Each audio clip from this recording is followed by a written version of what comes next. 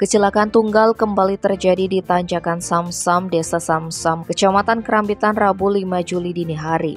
Kasih-Humas Polres Tabanan Ibtu IGM Brata menjelaskan, kecelakaan tunggal itu dialami truk bermuatan galon air mineral dengan berat 12 ton terjadi sekitar pukul 1:30 WITA. Beruntung tidak ada korban jiwa dalam kejadian tersebut. Kronologi dari kejadian tersebut bermula saat truk melaju dari arah Gilimanuk menuju Denpasar.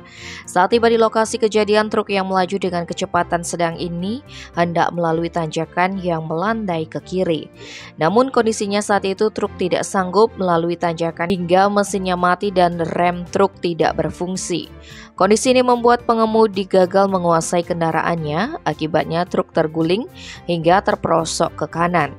Saat kejadian, kondisi lalu lintas lenggang karena sudah dini hari, sehingga kejadian ini tidak mengganggu arus lalu lintas.